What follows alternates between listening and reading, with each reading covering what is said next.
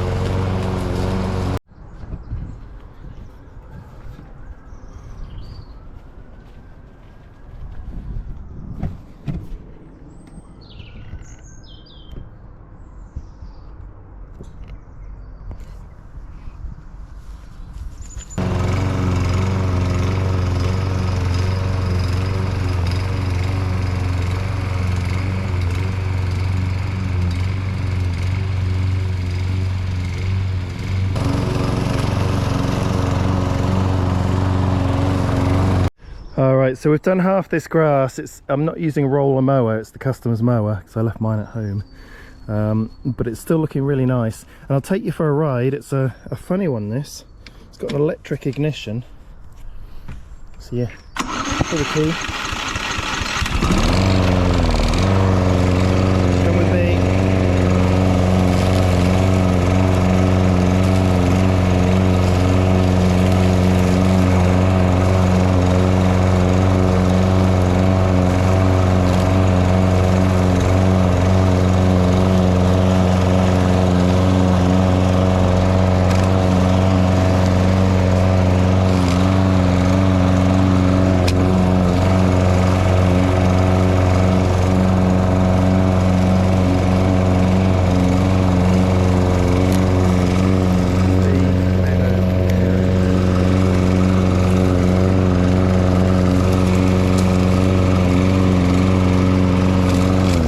So quite a nice mower. Sometimes wonder if it'll start with that electric choke.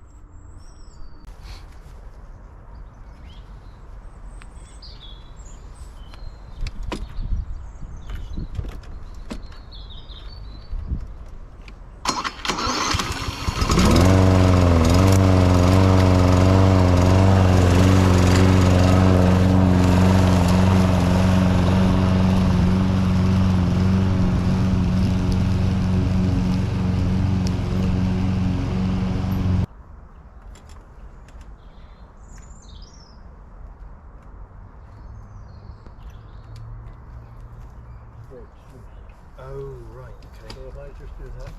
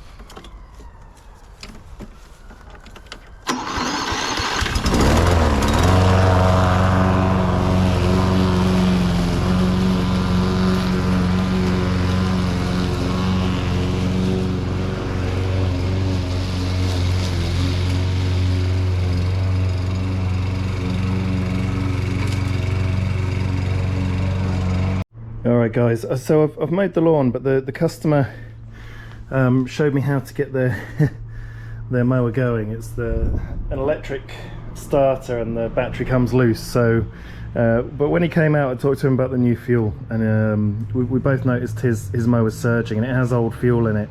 So I've told him to get rid of his old fuel. I'm going to put a bit of fuel additive in for the old petrol that's already in there. It's about 5 mil. He's got a little bit left in the tank, and hopefully once that fuel additive sort of gets in amongst everything, it'll solve the problem of the old fuel in there. But his mower is surging, and it does mean his carburetor's a bit bunged up, so hopefully that will solve the problem. But if not, he'll have to get it cleaned out, and that's at least a 60 quid charge plus a round trip, and he's not going to be able to get his mower into his car. It's a big mower, and he's an old man. He's in his 80s, so you never know, might be able to. But anyway, I'll run this for a little while, let this fuel additive get in, and then I'll show you the edging.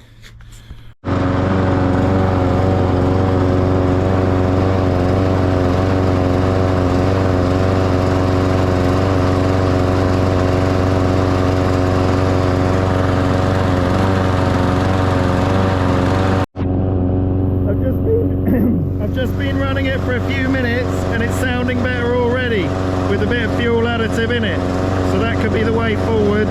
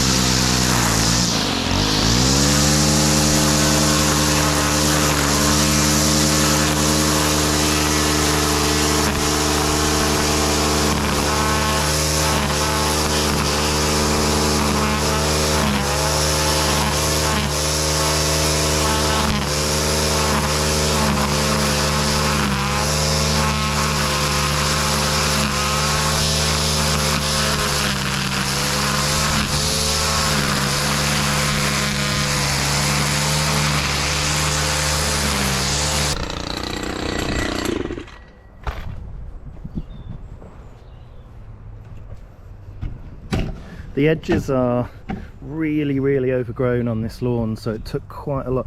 They were in by at least half a foot. So you can see the grass there that's come off. So we'll get a nice edge on this lawn, and it always makes a big difference. But I can't film it all, it'll take too long, so I'll just show you when we're finished. But yeah, quite a lot to hack off the edges. Just going to edge the front lawn here now as well. I'll show you what I've done in the back in a minute. And the tulips are out, some incredibly nice things out and about. It's a bit of a paradise, this garden. So I'll show you what it looks like when I'm finished.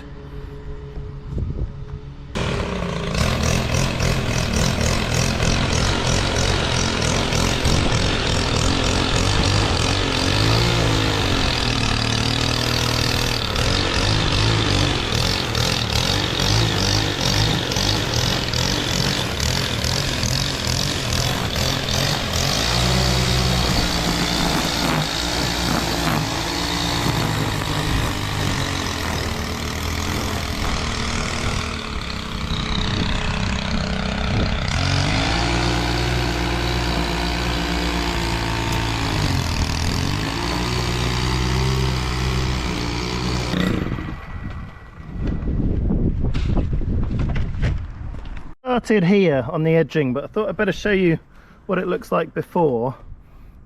So you can't really see the edge at all, and I've got to be very careful because there's lots of little stones, and they're going to get whipped up if I'm not careful and thrown all about. So got to be very careful in this garden that we don't be smashing windows So this is what the edge looks like all along and on the roadside.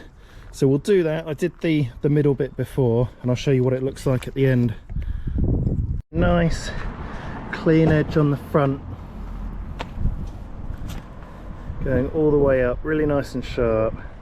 It's a real steep edge as well, a big volume in that edge. And then going along the outside of this bit, we've revealed the brick, and you can see all these weeds still here. That's in this sort of this tarmac that's come loose, so we'd actually hand weed that.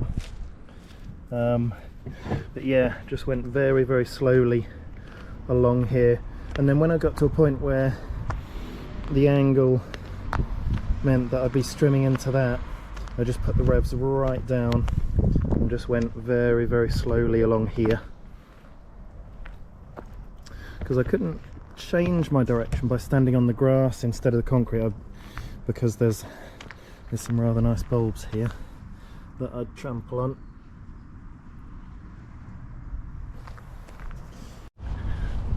It's looking incredible, this front garden. I wish you could see it as I can see it, but we can do the next best thing, can't we?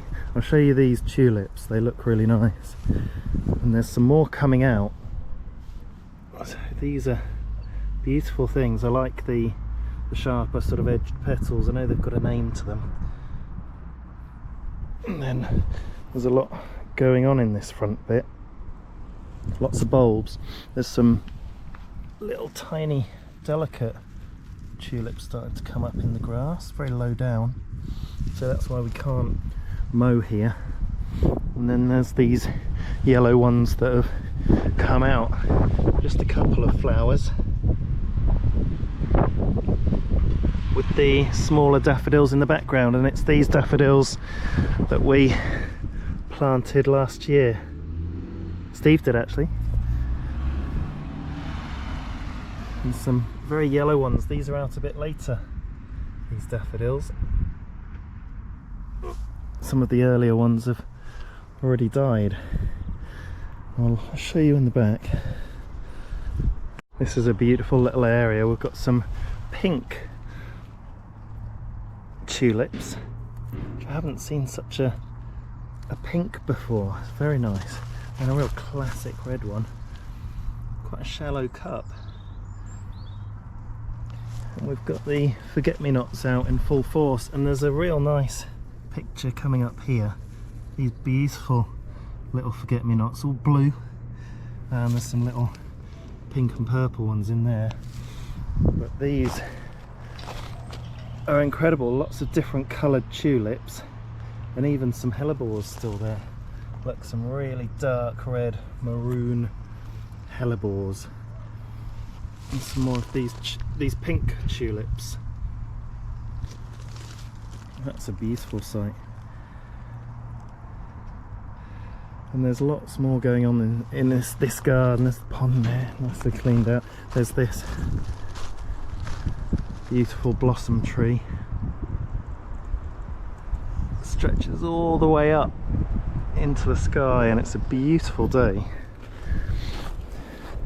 And then we've got some really unusual tulips here, almost like a double petal there, a bit frilly, and then going a bit yellower and peachy.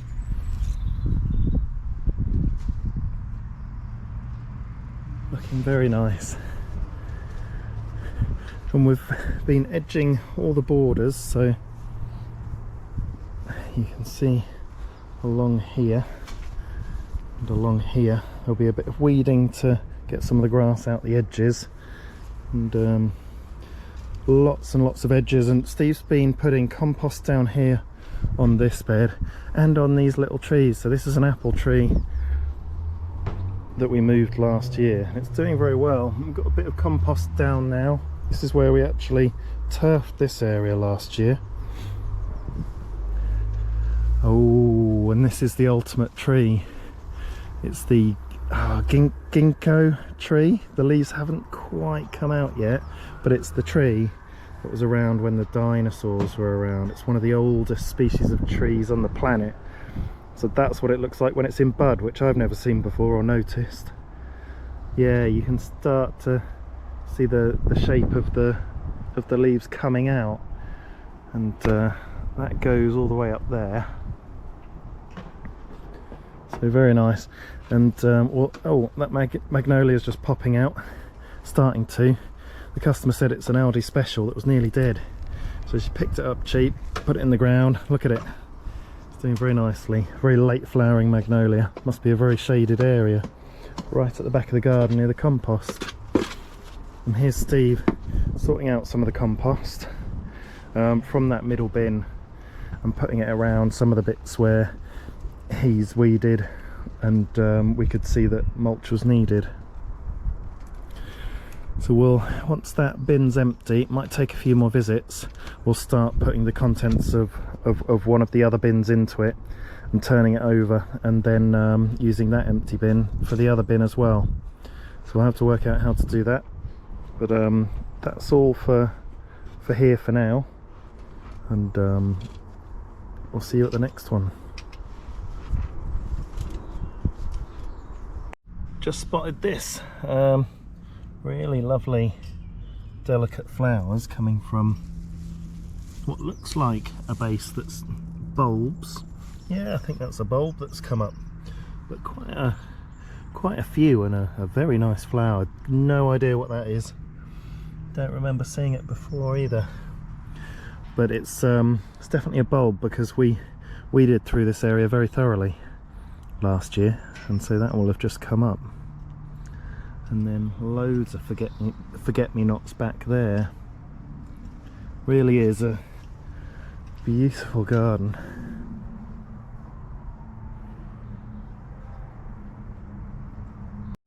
Here we go, first bluebells, they're out, it's official.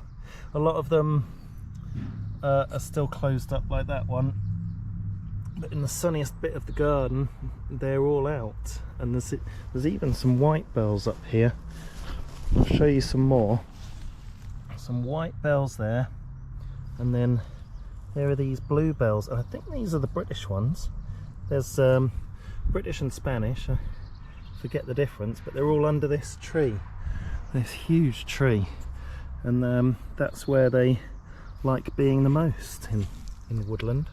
And there's some incredible bluebell woodland in the UK, and so that's going to trigger a visit. I can even see some sort of pinky coloured ones up there as well. So very nice, bluebell season has started. Alright guys, we're in a new garden.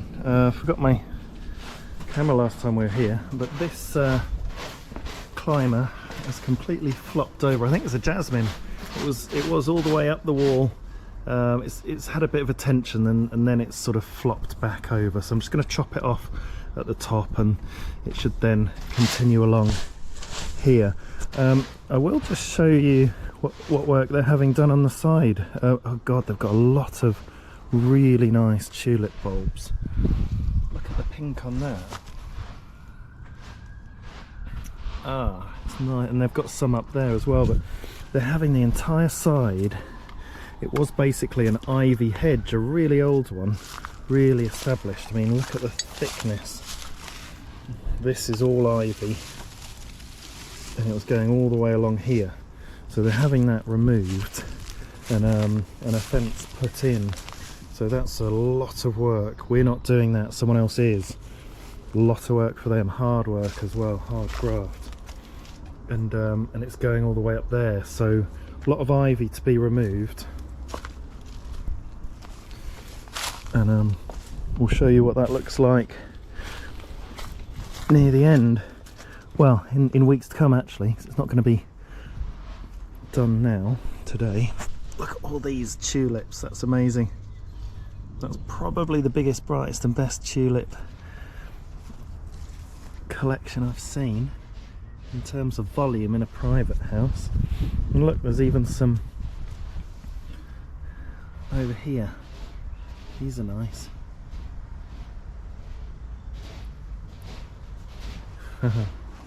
Oh, some more tulips. Oh, and different colours in here. Some variegated ones. And some down there. How nice is that? Okay, well, we'll show you some more of this garden as we go through the seasons. I think I've learnt the name of this plant as well. It's an azalea, I think, and they have this really bright pop of colour that I often see in people's front gardens. And then we'll just show you the... Okay. They look like forget-me-not flowers, but they're a bit sitting a bit higher than forget-me-nots, so something slightly different. But anyway, I'll get onto that bush, and then we've got some shaping out the front to do, which I'll show you. Okay, I'm out the front, and we've got a few of these bushes that need shaping, so I'll put you on the tripod and just show you what it looks like, really.